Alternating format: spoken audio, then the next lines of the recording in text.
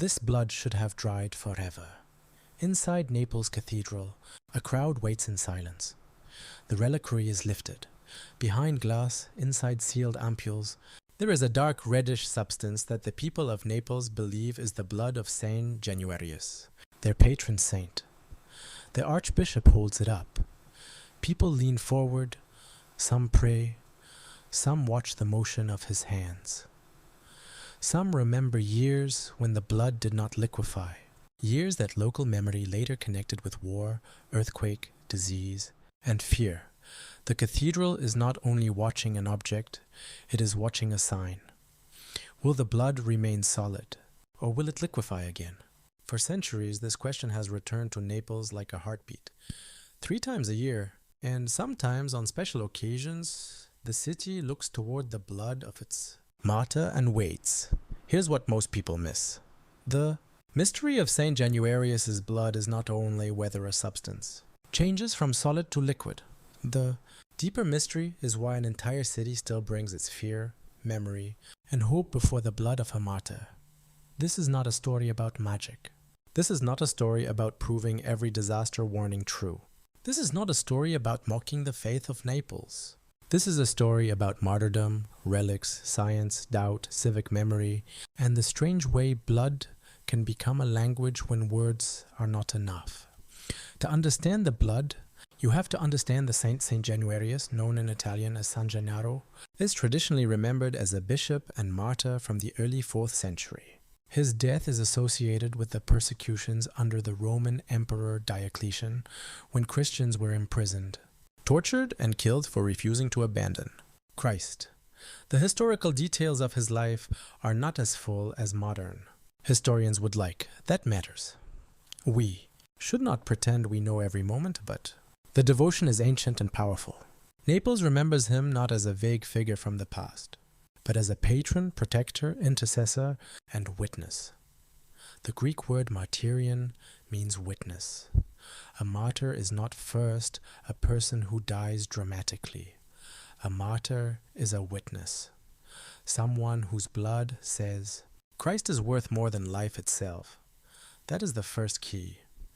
Before the blood liquefies, before the crowds gather, before the silver reliquary, before the ceremony, there is a Christian who belongs to the age of persecution. A man remembered because he would not give up Christ. But it gets stranger. According to tradition, after Januarius was killed, some of his blood was preserved by a woman often named Eusebia. Over time, this blood came to be kept in ampoules and venerated by the faithful. The relic is now associated with Naples Cathedral, where the head and blood of St. Januarius are venerated. The ampoules are sealed. That is important, because the sealing of the ampoules protects the relic, but also limits scientific testing. The substance cannot simply be opened, sampled, and tested freely without risking damage or sacrilege. That means the phenomenon remains difficult to investigate fully, and so the tension remains. Devotion sees a miracle. Science asks what the substance is. The Church allows the devotion, but does not define the liquefaction as a dogma. That balance is crucial. A Catholic can venerate St. Januarius and still speak carefully about the blood. The faith does not depend on this vial. The faith rests on Christ, crucified and risen. But signs can still matter. Pay attention to this. The liquefaction happens publicly. That is one reason the event has remained so fascinating. This is not only a private report from one person in one room. The reliquary is shown. The crowd watches. The archbishop or celebrant tilts the ampoules. The people wait to see whether the dark substance has changed state. Traditionally, the blood is brought out 3 times a year. September 19th, the feast of St. Januarius. The Saturday before the first Sunday of May, connected with the transfer of his relics, and December 16th, associated with his patronage of Naples and protection connected to the memory of volcanic danger. If the blood liquefies, the crowd rejoices. If it does not, anxiety rises. In local tradition, failures to liquefy have been treated as bad omens. People have linked some failures with disasters such as war, earthquakes, or other crises. But Say this carefully. The Church does not teach that the blood failing to liquefy causes disasters. That would be superstition. Local. Memory may read patterns. People may feel fear. A city may interpret signs through its wounds. But the Catholic faith does not reduce God's providence to a liquid in a vial. Now, watch what happens next. The scientific question is real. Some skeptics and researchers have proposed that the substance may behave like a thixotropic gel. That sounds technical, but the idea is simple. A thixotropic substance can appear thick or solid when left still, then become more fluid when moved, shaken, or handled. Some researchers have proposed that a material made from compounds such as hydrated iron oxide could produce a reddish substance that changes viscosity when moved. In plain language, maybe the substance is not supernatural blood-changing form, but a material whose behavior depends on motion. That theory is often raised in discussions of San Gennarius blood. It deserves to be heard, but it also has limits.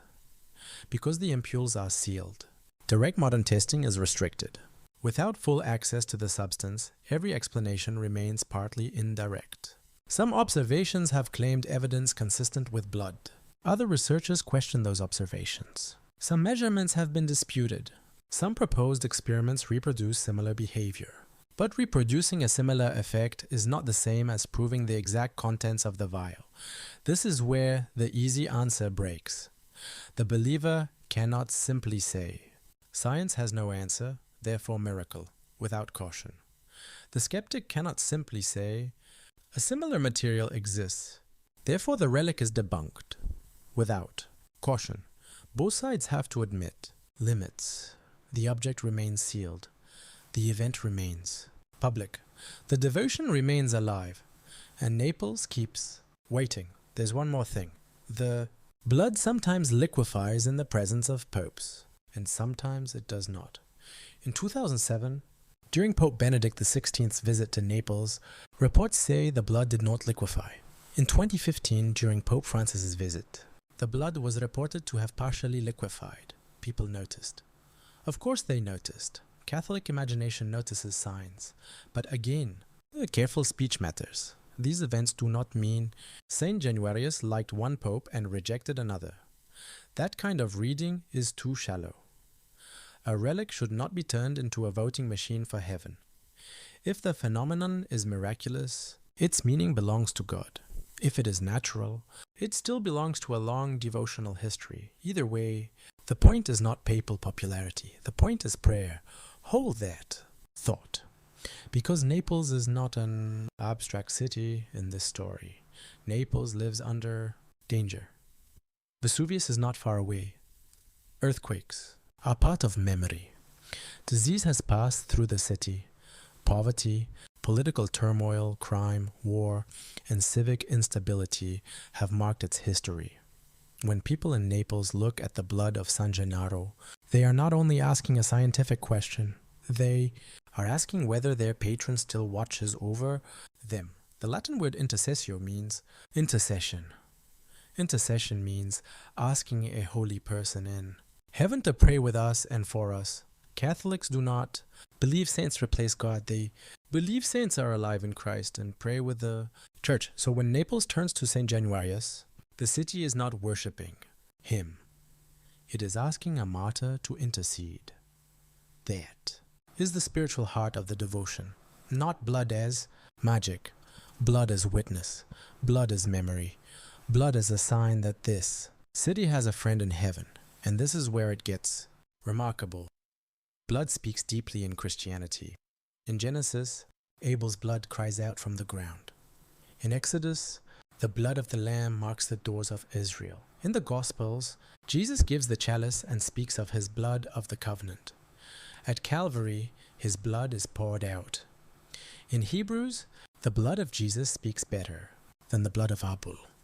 The blood of martyrs has always carried meaning because it participates in witness. A martyr's blood says that faith is not theory. It costs something.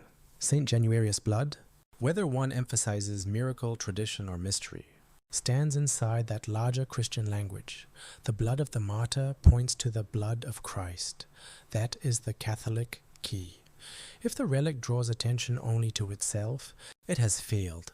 If it draws the city toward Christ, prayer, conversion, and hope, it has become a true sign. Here's the part nobody tells. You, the most dangerous way to approach the blood of saint. Januarius is not skepticism. It is superstition. Superstition wants control. It wants to read God like a machine. If the blood liquefies, we are safe. If it does not, disaster must come. If it moves fast, heaven approves. If it moves slowly, heaven warns. That kind of thinking can become spiritually unhealthy. Catholic faith is deeper than that. Signs can matter, but signs do not control. God, relics can inspire, but relics do not replace conversion. Devotion can comfort a city, but devotion must not become fear dressed as faith. The people of Naples do not need San Gennaro because they can predict the future through a vial. They need him because the city, like every human heart, needs intercession, courage, and hope in the face of uncertainty. You know that feeling. Maybe you do not live under Vesuvius. Maybe you do not wait in Naples Cathedral, but you know what it is to watch something and hope it changes. A hospital monitor, a phone that does not ring, a test result, not a bank account, a closed door, a loved one's breathing, a future you cannot control. Every person has a vial he watches, something that makes the heart ask, will mercy come? That is why the ceremony still matters, because Naples makes visible what every human soul does in secret. It waits, it fears, it prays. It looks for a sign that heaven has not forgotten. Now watch what happens. Next, a mature Catholic view can hold three truths at once. First, the phenomenon is not officially defined as a miracle of the faith. You are not required to believe that the liquefaction is supernatural in the same way you are required to believe the creed. Second, the devotion is real and historically serious. For centuries, Naples has venerated Saint Januarius. The ceremonies have shaped the city's identity. The relic has carried the prayers of generations. Third, the spiritual meaning does not depend on sensational certainty. Even if some natural explanation were someday established, Saint Januarius would remain a martyr, Naples would still have a patron. The blood would still belong to a history of devotion, and the deeper question would remain. What does martyrdom teach a fearful city? That is the question the viewer has to face. Not only whether the blood liquefies, but whether witness still matters. Saint Januarius lived in an age when confessing Christ could cost your life. He belongs to the world of Christians who faced imperial power and refused to deny the Lord. Modern viewers may be fascinated by the vial, but the saint did not become holy by liquefying after death. He became holy by fidelity unto death. That is the real miracle of every martyr. The grace to say yes when fear says no. So what should you take away from the blood of Saint Januarius? First, the blood liquefaction is one of the most famous Catholic devotional phenomena in the world. It is public, ancient in tradition, deeply tied to Naples, and watched 3 times a year with intense emotion. Second, the Church's position is more careful than popular storytelling. The devotion is permitted and cherished, but the liquefaction has not been defined as a dogma. Scientific theories exist, including thixotropic explanations, but the sealed ampules limit direct testing. Third, the deepest meaning is not control over the future. It is witness et martyrs. Blood is not a fortune-telling device. It is a reminder that Christ is worth dying for. It is a reminder that cities need prayer. It is a reminder that fear should be brought before God, not allowed to rule the soul. When you hear about the blood of Saint Januarius, what strikes you most? The liquefaction itself, the fear when it does not happen, the scientific theories, or the way an entire city still prays before a martyr's blood. Tell me below and remember this: the blood should have dried forever. But the reason Naples still watches, it is not only because it may liquefy, it is because a martyr's witness still moves a city that knows it cannot save itself. Dicio.